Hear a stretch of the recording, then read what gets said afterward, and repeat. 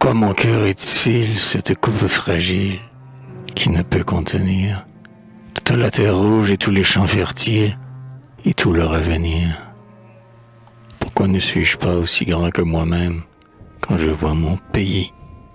Pourquoi ne puis-je pas serrer tout ce que j'aime dans mes bras éblouis? Accordez-moi, Seigneur, cette humilité sainte, de savoir à genoux contempler les moissons, de tenir mes mains jointes lorsque je suis debout.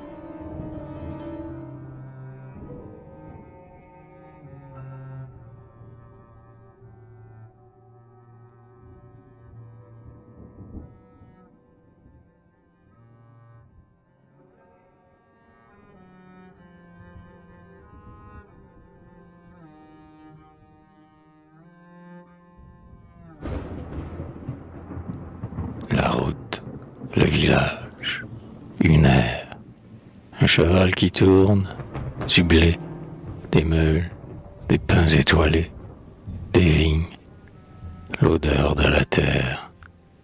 Dans l'extase du matin bleu, la paille fuit, le grain tombe. Sous la chaleur, le fruit succombe. Tout le pays ressemble à Dieu. Les lavandières descendues, des arceaux vers les bords de l'arc, rient en passant. Voici le parc, du tolonnette, les avenues, les platanes, la pièce d'eau, le souvenir de 100 années. La Castiglione étonnée, l'ombre des fêtes, le château. Quelle lumière sur la plaine, quel jeu d'amour dans les bosquets. La gerbe se mêle au bouquet et le torrent à la fontaine.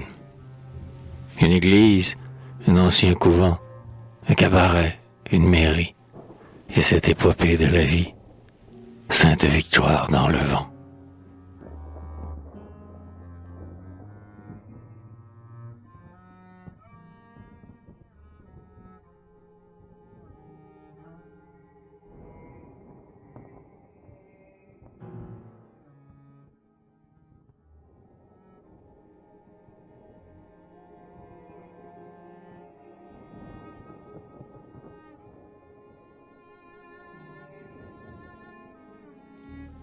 Un moulin tourne, on entend l'eau. Un moulin tourne dans un sanglot. Le chasseur passe, un perdreau fuit. Le chasseur passe, le fusil lui. Sur la colline descend la paix. Sur la colline monte un cyprès. Le cimetière est vert et blanc. Le cimetière dort dans le vent. Toi qui vendanges, sais-tu ton sort? Toi qui vendanges, entends la mort.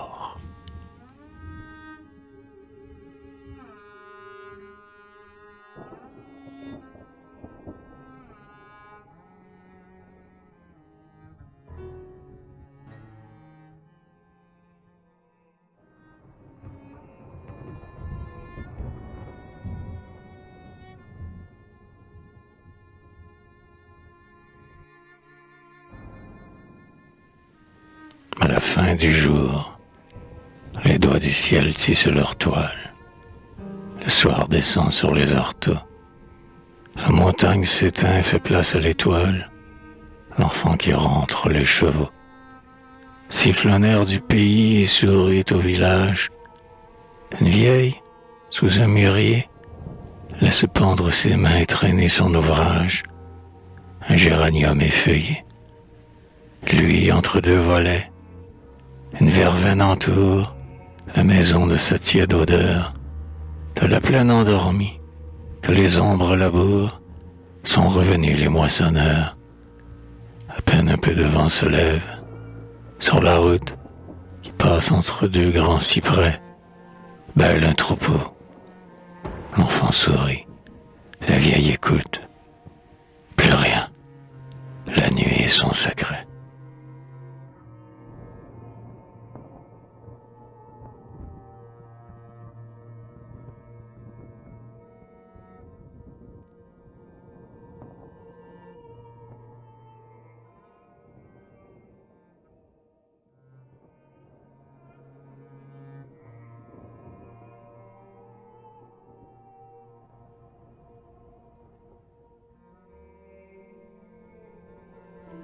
La charrette chargée de blé passe au soleil, plus blonde encore.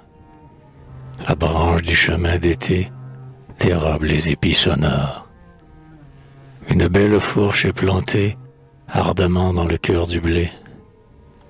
Vous passez comme la charrette, je dérobe comme la branche.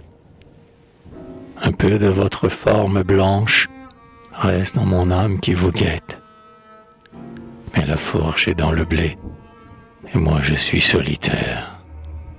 Je n'ai fait que dérober l'ombre heureuse du mystère.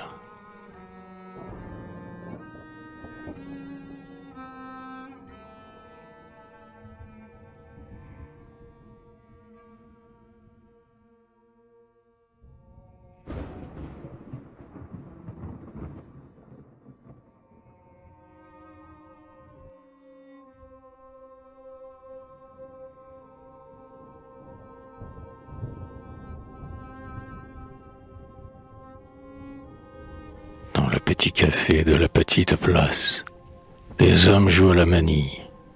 Sur les glaces, trame l'âcre fumée des pipes. On entend le bruit sourd de la rue entrer avec le vent, chaque fois qu'une main nouvelle ouvre la porte. Une fille sourit dans l'ombre. L'odeur forte de l'absinthe se mêle à l'odeur du laurier qui vient de la cuisine et monte l'escalier. On boit. Les cartes vont leur temps. La jouvencelle parle avec un roulier sa langue maternelle. C'est l'heure où le travail a cessé de régner, où le repos des champs se laisse accompagner, dans l'air épais et chaud d'un café de bourgade. Ce soir, les moissonneurs qui jouent, qui regardent, paraissent oublier leur virgilienne ardeur. Une lampe éblouie danse comme une fleur, et croit enguirlander tout le petit espace. Mais, sur la vitre bleue qu'un peu de jour enlace, le pays où l'ordement s'appuie. On voit le blé, les vignes, tout le ciel qui vient de s'étoiler. Les hommes, deux par deux, redescendent la route. Le café n'est plus rien qu'un point rouge. On écoute la nuit qui met son cœur sur le vaste berceau, des plaines, des maisons, des pins et des coteaux. Les cyprès, ces soldats des champs, montent la garde. Le pas d'un cheminot résonne. L'ombre garde je ne sais quelle extase et quel ravissement qui semble un bras de mère autour d'un cou d'enfant. Si belle est endormie au seuil de chaque asile, c'est un soir de faiblesse humaine et d'évangile.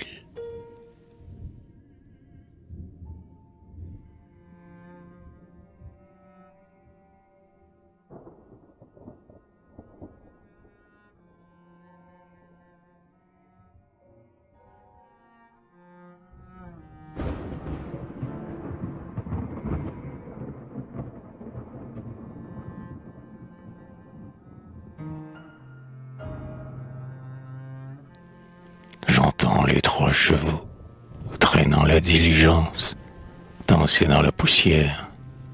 Été, c'est une belle route de Provence, le fouet dans la lumière. Clac! Les roues déjà tournent dans le village. Bonjour, monsieur Grégoire. Avez-vous une place? Oh, le beau paysage. Ces gens vont à la foire. Une femme en cheveux ressemble à la campagne. J'écoute, sur le siège, chanter la plaine, l'eau, le vent et la montagne. Toute la vie m'assiège. Une marchande d'œufs m'entretient de ses poules. Les yeux d'une servante font un ruisseau d'azur qui tremble et qui s'écoule. La dame qui s'évente possède un beau château. Cet homme est de palette, cet autre, lourd et sombre, habite beau recueil dont la terre est muette, si verte. Voici l'ombre des platanes.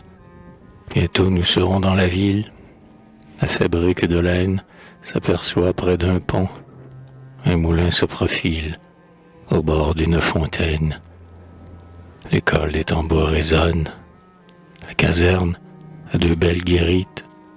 La diligence est jaune, un mur, une lanterne, l'octroi, le jour palpite. Dans les petites rues, sur le pavé sonore, les trois chevaux s'avancent. Le roi René sourit, un tour de roue encore, le cours, Aix-en-Provence.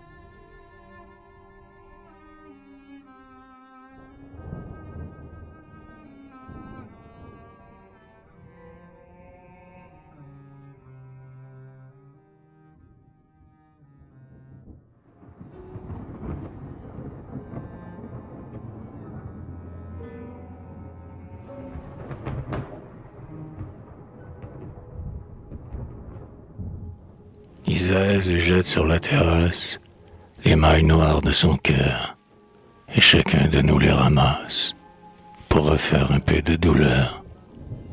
Isaïe s'hélas du voyage, à la maison Dieu frappa, en cachant dans le paysage la mort qu'il portait dans les bras. Isaïe est une messagère, je me suis penché sur le lit d'un enfant déjà sous la terre, dit-elle à ceux de ses amis, qui plus près de sa solitude veulent dépouiller son chagrin. Isaïe s'étend par habitude sur la chaise longue. Un refrain persiste à bleuir la fontaine. Tout le ciel s'écoule dans l'eau. Le soleil monte de la plaine.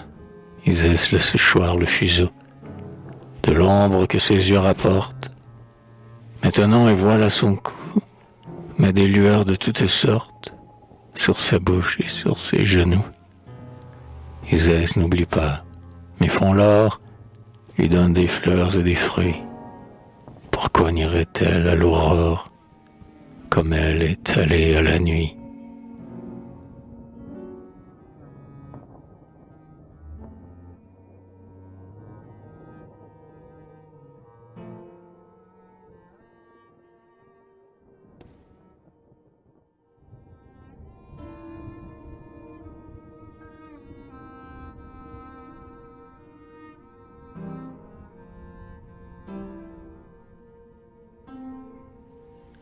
Les hommes ont dressé les meules sur les airs, et dans la paix du jour qui fleurit de la terre, les amandiers montent la garde en souriant.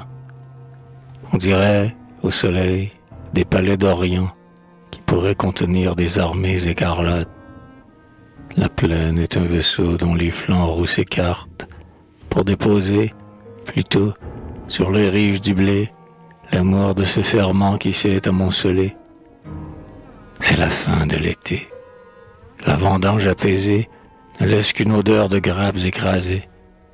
Dans l'air que le vent presse entre ses bras fuyants, tout est pur, tout est calme et tout est confiant.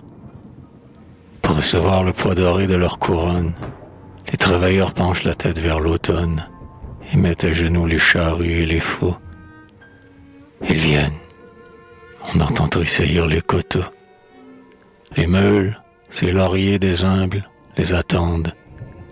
Sur les seuils du matin, où leurs reflets descendent, les fronts bruns sont déjà lumineux et bénis. Les villages, au long des routes, se sont mis à marcher pour venir aux fêtes de la terre. Les nuages pressés montent sur leurs galères. Les tours du soleil entraînent l'horizon. Les fumées font des trous au toit de la maison. Le vaisseau de la plaine aborde le rivage. Ô règne du travail auquel le paysage tend le sceptre d'épi et le manteau de lin. Reposez-vous, soyez heureux, soyez humains, âmes qui ressemblez à ceux de l'Évangile. Quand l'hiver, ayant fait votre sol plus fertile, dépouillera son corps tremblant, vous reviendrez. Reposez-vous. Le printemps et ses fruits dorés pensent à votre amour. Préparez vos corbeilles. Préparez vos espoirs et vos grains. Sous les treilles qui rougissent au feu de l'arrière-saison, comptez votre labeur et voyez sa raison. Reposez-vous, puisque tous les rois se reposent. Ces meules, devant vous, sont votre apothéose.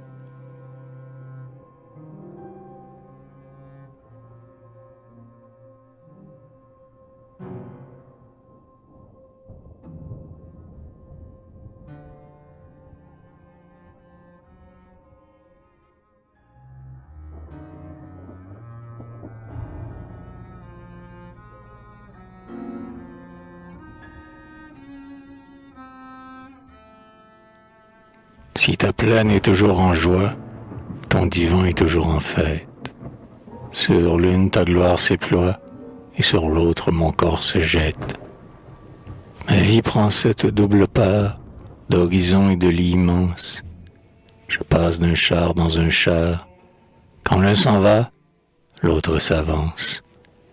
Et si le soleil met mon cœur au supplice de sa lumière, et si la lampe est une sœur, et l'abat-jour une paupière, si je sais prendre le chemin de la terre chaude et publique, je sais rester sur les coussins, vierge sage aux filles publiques.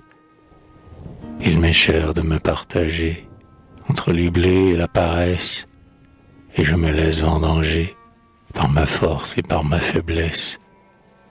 Je me livre au jeu des moments, je m'en vais porter par deux ailes. Sur ta plaine et sur ton divan, je tourne comme une hirondelle.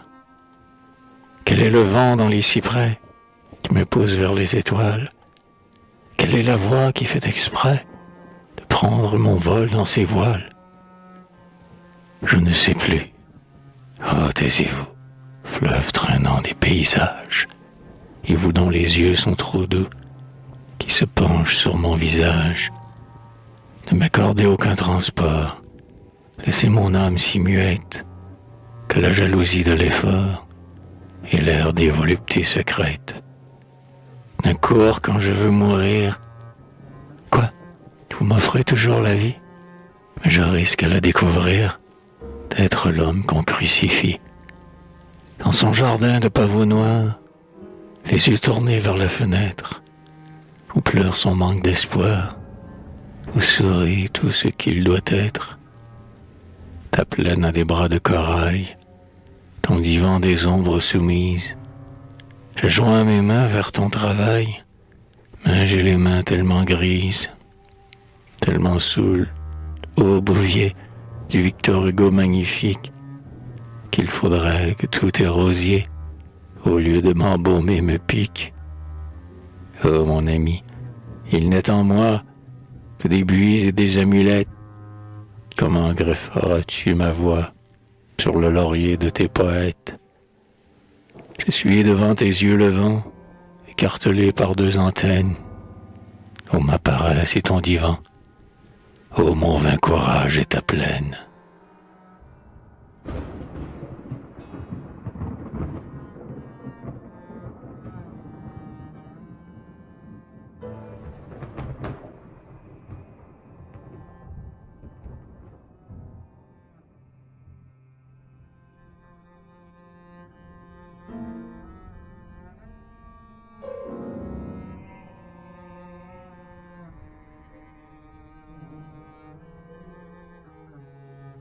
Il a plu. Le jeune Dieu, dans son temple vert et bleu, a des gouttes sur les ailes. Le parc est harmonieux. Une robe passe, telle une fleur de satin blanc. Les visages étincelants de l'allée en devient rouge. Dans les buis, une ombre bouge. Est-ce vous et votre amant, princesse de tous les temps, qui vivez dans les bocages? Que votre grâce volage ne fasse pas un boudoir du parc et du paysage. Le jeune Dieu pourrait voir ce qu'il ne me faut comprendre. Faites votre cœur moins tendre, épargnez votre vertu, pour que ma faiblesse dise que mon temps serait perdu. Renouez comme cerise dans la dentelle vos seins, il a plu dans cette église où vous mettez des coussins. Septembre vous environne, une fontaine à chanter. Les derniers jours de l'été vous tressent une couronne. Éloignez-vous de ce parc, ô tentatrice éveillée. Je ne veux tendre mon arc que vers des feuilles mouillées.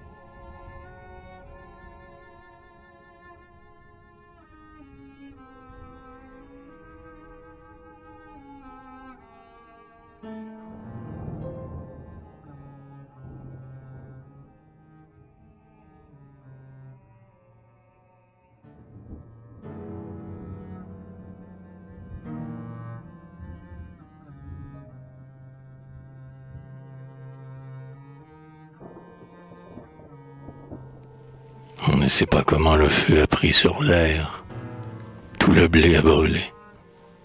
Pourquoi permettez-vous que le bien de la terre soit ainsi désolé? Seigneur, dans les maisons, on pense au paysage quand le soir est venu. À quoi pensera-t-on si l'espoir de l'ouvrage n'a qu'un visage nu?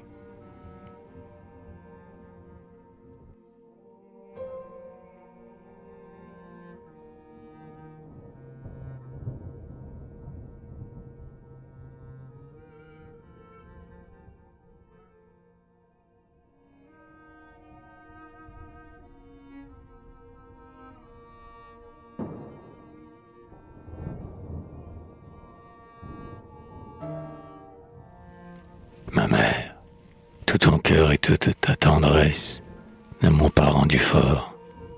Je suis resté l'enfant ployé sous tes caresses.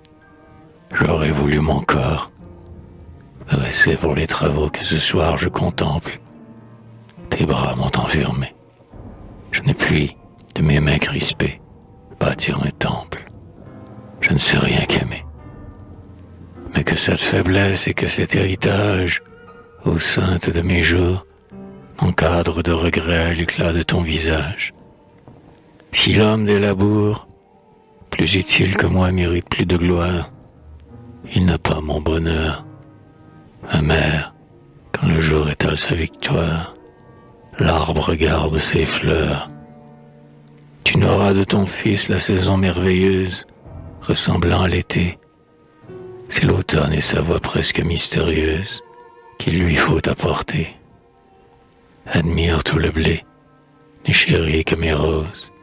Si mon orgueil, parfois, jalouse l'étendue de cette apothéose, des vignes et des bois, est-ce qu'il sent que tu n'as, peut-être, osé lui dire que tu m'eus préféré, moins humain mais plus grand, afin que ton sourire ne me donne à pleurer?